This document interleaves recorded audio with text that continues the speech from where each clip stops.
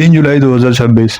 Ruby Sharma ने अपने जेठ यानी उसके पति सुरेंद्र शर्मा के बड़े भाई सुनील शर्मा को अपने घर आने को कहा, तो उन्होंने जब उसकी वजह पूछी तो रूबी ने कहा कि जिस सुरेंद्र शर्मा को वह सब मिलकर पिछले 45 दिनों से खोज रहे थे वह उनके घर में ही है।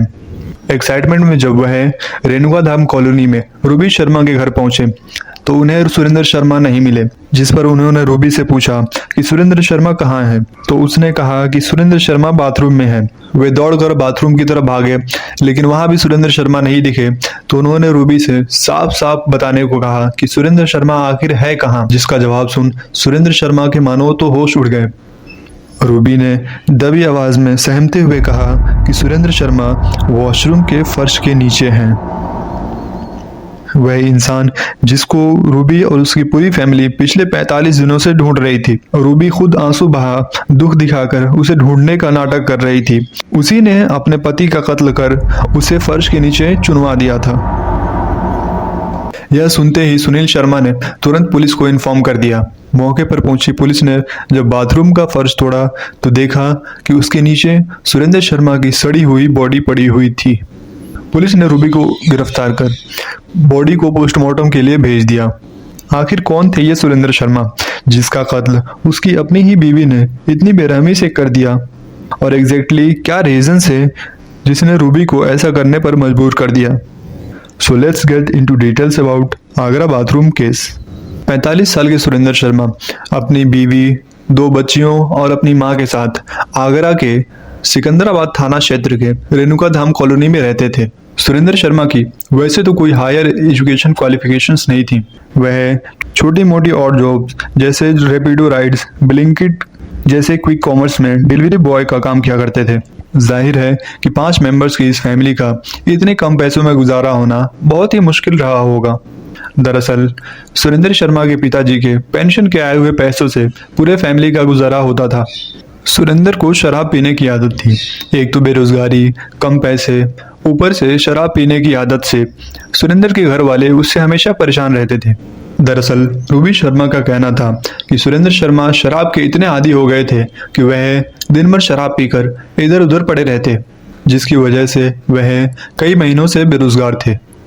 उनकी 2 बच्चियां बड़ी हो रही थीं, जिनकी जिम्मेदारियां लेनी तो दूर की बात, वह शराब के पैसे भी रूबी शर्मा से ही मांगा करते और न मिलने पर उसे मारा पीटा करते। ये सिलसिला यूं ही चलता रहा। फिर आया 18 मई 2026 का वो दिन जिस दिन सुरेंद्र शर्मा अचानक से गायब हो गए। सुरेंद्र शर्मा का यूं गायब होना वैसे तो कोई बड़ी बात नहीं थी। दरअसल सुरेंद्र शर्मा नशे की हालत में शराब पीकर कभी कभार यूं ही किसी को बिना बताए कई घंटों या 1-2 दिन तक गायब हो जाया करते थे। 2 दिन बीतने के बाद भी जब वह घर नहीं लौटे तो रूबी ने उनके गायब होने की बात सबको बताई और कहा 18 मई को सुरेंद्र शर्मा 3000 रुपये लेकर बागेश्वर धाम गए थे। उन्होंने कहा था कि वह 2 दिन बाद लौटेंगे, लेकिन वह नहीं लौटे। इतना सुनते ही रूबी शर्मा अपनी 2 बेटियों के साथ बागेश्वर धाम गईं। वहां भी उन्होंने खोजबीन की, सबसे पूछताछ किया, लेकिन उन्हें वहां भी सुरेंद्र की कोई खबर नहीं मिली। तब रूबी ने घबराकर 26 मई को सिकंदराबाद थाना में उनकी मिसिंग कंप्लेंट किया। इसके बाद अब पुलिस भी सुरेंद्र शर्मा की खोजबीन में लग गई थी। रूबी के दिए गए बयान के मुताबिक पहले तो वे बागेश्वर धाम गए, सीसीटीवी फुटेजेस खंगाले, उनके दोस्तों से पूछताछ की, लेकिन उनके हाथ कोई सुराग नहीं आया।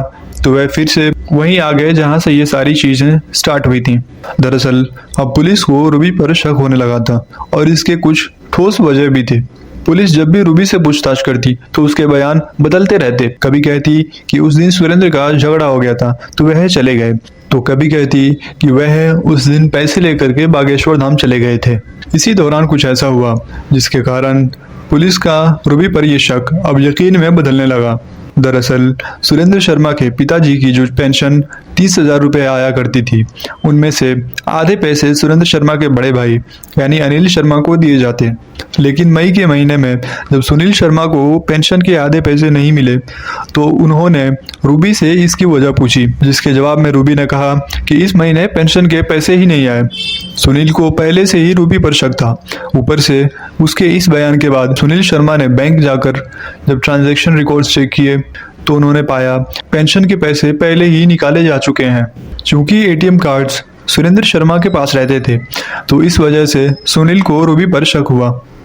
तो उन्होंने रूबी को समझाया और समझाकर चालाकी से पूछने लगे कि बताओ सुरेंद्र कहाँ है और सुरेंद्र के साथ क्या हुआ है। जिस पर फिलहाल तो रूबी ने कुछ नहीं कहा, लेकिन जब कुछ दिन बीत गए तो 45 दिनों से अपने पति का कत्ल का गिल्ट ढो रहे रूबी के दिलो दिमाग ने जवाब दे दिया और उसने इसी महीने की 3 जुलाई को सुनील को फोन कर अपने घर बुला सारी बातें बता दी। सुनील ने पुलिस को कॉल कर सारी बातें बताई। मौके पर पहुंची पुलिस ने जब वॉशरूम का फर्श तोड़ा तो सारा घर बदबू से भर गया। ऑलमोस्ट सड़ चुकी बॉडी को देख सबके होश उड़ गए। फॉरेंसिक टीम ने सड़ी हुई बॉडी और हड्डियों को कलेक्ट कर अपने साथ ले गई। वहीं पुलिस रूबी को गिरफ्तार कर अपने साथ ले गई और उसके इस घिनौने काम का वजह पूछा, जिस पर रूबी ने सारी बातें बताई। उसने कहा कि सुरेंद्र घर की जिम्मेदारियां नहीं समझ रहा था। उसकी 2 बेटियां बड़ी हो रही थी, वे उनकी पढ़ाई के खर्चे, उनकी फीस और घर का राशन सब कुछ उसे उन पेंशन के चंद पैसों से ही मैनेज करना पड़ता। सुरेंद्र दिन भर शराब पी करके इधर उधर पड़ा रहता और जब मैं उसे कमाने को बोलती तो वह मुझे ही मारने लगता और अक्सर शराब पीने के पैसे भी मुझसे ही मांगा करता और न मिलने पर बखेड़ा खड़ा कर तमाशा बना देता और मुझसे मारपीट करने लगता। पहले तो मैं सब कुछ सह लेती थी, लेकिन अब मुझसे सहा नहीं गया। 18 मई की रात को मैंने खीर में 15 से 20 नींद की गोलियां मिलाकर उसे खिला दिए और सुबह होते ही अपने जेठ यानी सुरेंद्र के बड़े भाई सुनील शर्मा को अपनी सास से कॉल करके अपने बेटियों और सास को उनके घर यह कहकर भेज दिया कि पुराने केस के सिलसिले में पुलिस घर आने वाली है।